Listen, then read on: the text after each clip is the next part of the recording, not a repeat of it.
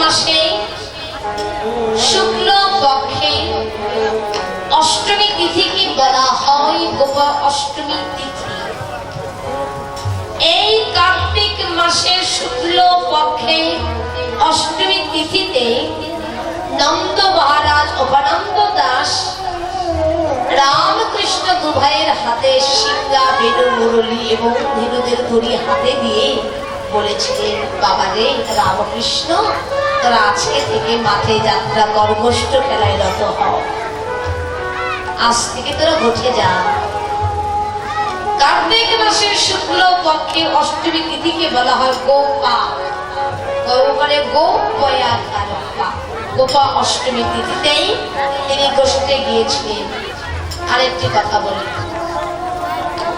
এই কার্তিক মাসের শুক্ল পক্ষে অষ্টমী তিথিতে, এই গোপাষ্টমী তিথিতে ভগবান শ্রীকৃষ্ণ শ্রীমতী রাধারানী চরণ দর্শন করেছিলেন। এই তিথিতে আবার আরো একটি কথা আছে, আপনারা কি বকফল চেনেন? বকফল বাঁকা বাঁকা সাদা সাদা বকপুষ্প যাকে বলা হয়, বলা খেয়েছেন? এই কার্তিক মাসে শুক্ল পক্ষে অষ্টমী তিথিতে যে মায়েরা বকফুলের বড়া করে শ্রীকৃষ্ণের অর্চনা করবে বা করে, তার মনস্কামনা পূর্ণ হয়। বাবা দাদা আপনারা মনে করিয়ে দিবেন, এই তিথিটা কার্তিক মাসে, এই তিথিতে আপনারা যে কোনো মনস্কামনা নিয়ে বকফুলের অর্চনা, বকফুল নিয়ে কৃষ্ণের অর্চনা করবেন বলা করে। এমনকি আমাবতী তিথি আছে, একাদশী আছে না, বলুন?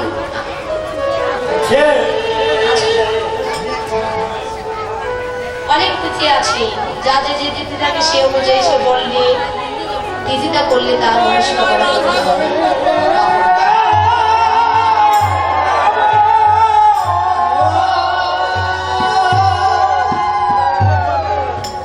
এই তিথিগুলো মনে রাখবেন।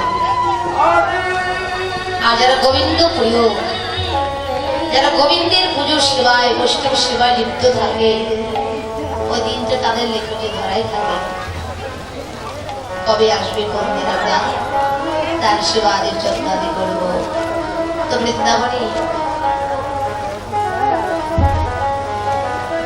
ভগবানকে লাভ করেছিলেন মুনি ঋষি বৈষ্ণব, বৃন্দাবনে আরাধ্যা সখী গোপীগণ শ্রীমতী রাধারানী চরণে শরণ নিয়ে, যেখানে নিত্য সিদ্ধা, সাধন সিদ্ধা এবং কৃপা সিদ্ধা গোপীদের কথা বলা হয়েছে। বৃন্দাবনে কিন্তু কোন পুরুষ স্থান পায় না।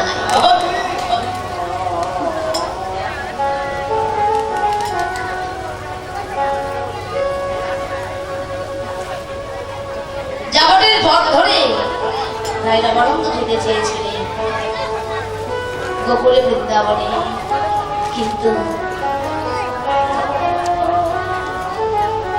ললিতা বিশাখা শরণাপন্ন হতে হয়েছিল।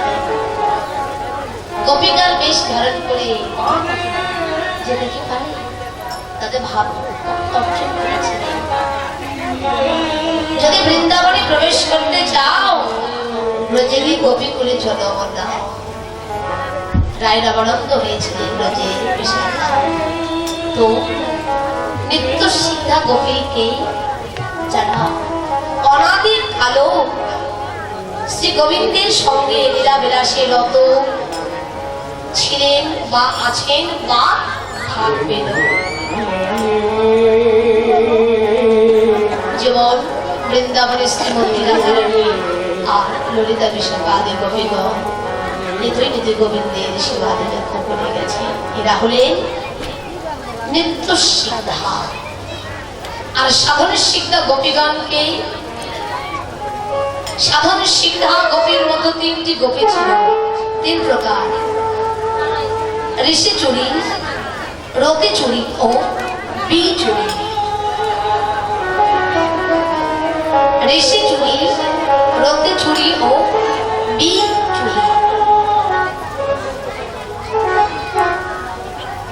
প্রকার গোপী। এরা ছিল ত্রেতা যুগে মুনি ঋষিগণ। প্রভু রামচন্দ্রের চরণ সেবায় ছিলেন কে? মা সীতা ঠাকুরানী, সীতা দেবী। প্রভু রামচন্দ্রের প্রতি প্রীতি, প্রেম, ভালোবাসা, যত্ন আদি সেবা আদি দেখে মুনি ঋষির মনে বড় আশা জাগলো, আমরাও যদি মা সীতা দেবীর মতো প্রভু রামচন্দ্রের যদি যত্ন সেবা আদি চরণ সেবা যদি করতে পারতাম, তাহলে হয়তো আমাদের এই জন্মটা সার্থক হতো, ধন্য হতো। এমন ভাগ্য কি আমাদের হবে? মা সীতা দেবীর মতো প্রভু রামচন্দ্রের সেবা করতে পারবো, এমন ভাগ্য কি আমাদের হবে? এমন দিন কি আমাদের জীবনে আসবে? আমার অন্তর্যামী ভগবান ভক্তের অন্তরের কথা শুনলেন, অন্তরেই সাড়া দিলেন।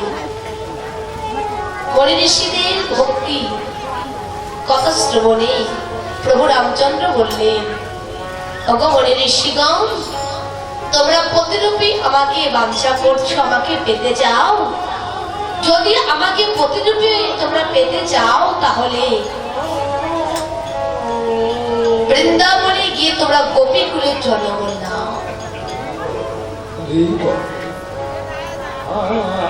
গোপীকুলের জন্ম নিয়ে প্রতিরূপী আমাকে পেয়ে তোমরা ধন্য হও। তো বৃন্দাবনে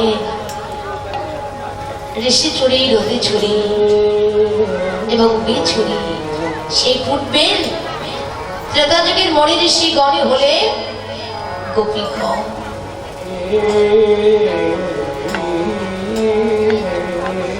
এই গোপীরা কিন্তু মালাতেও আছে, এই সখীরা কিন্তু মালাতেও আছে। কি বাবা আছে না? আপনারা মালা জপ করেন না? মালায় কটি কাঠি আছে? 100। তো কে কে আছে মালাতে? শোনো তাহলে, মালাতে আছে 64 মহন্ত, অষ্টগিরি, অষ্টপুরী, অষ্টভারতী, অষ্টসখী।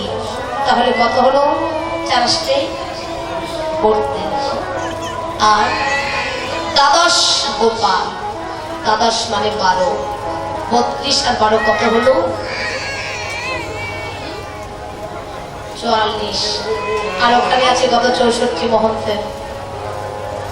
তাহলে কত হলো? 108। মালায় 64 মহন্ত, অষ্টগিরি, অষ্টপুরী, অষ্টভারতী, অষ্টসখী এবং দ্বাদশ গোপাল আছে।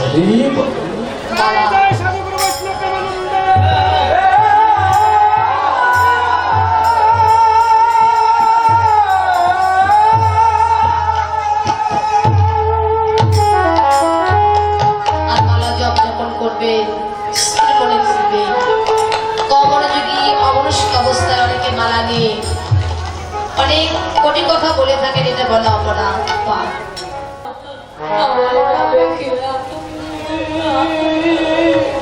আজ বুঝি আমার